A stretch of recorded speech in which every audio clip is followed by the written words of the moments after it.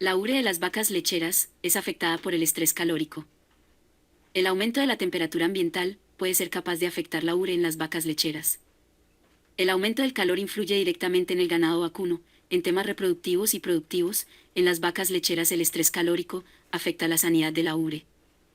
No se puede negar que el calentamiento global está obligando a realizar cambios en los sistemas de producción con el fin de minimizar los efectos. Las ubres de las vacas lecheras están siendo afectadas, no solo en el tema de producción láctea, sino también a nivel celular, produciéndose una reducción de las células de los alvéolos. Algo que obliga a realizar acciones correctivas es que la producción de la descendencia también puede ser afectada, aunque va a depender de la etapa en que la vaca o novilla sea afectada por el estrés calórico.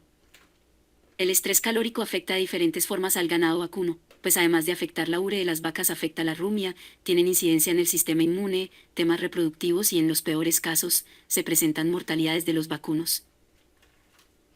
Las vacas lecheras presentan hasta cierto grado una respuesta favorable al estrés calórico, ya que conservan un equilibrio hasta cierto parámetro, pero cuando aumenta la temperatura, ese balance se puede deteriorar, afectando los parámetros reproductivos y productivos, ocasionando pérdidas para los productores ganaderos. Con lo anterior podemos afirmar que el estrés calórico es capaz de reducir la producción de leche y ocasionar cambios metabólicos a nivel de la glándula mamaria, sin dejar de un lado que las altas temperaturas inciden en el comportamiento de los bovinos lecheros, ocasionando presencia de sed, frustración, agresión, conductas violentas y dolor.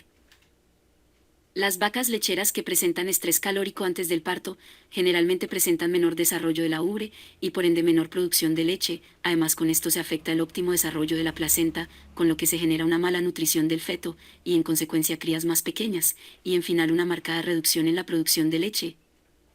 Podemos concluir que la afección de la glándula mamaria es por causa multifactorial. El aumento de la humedad ambiental y temperatura lleva al aumento de patógenos en la ubre.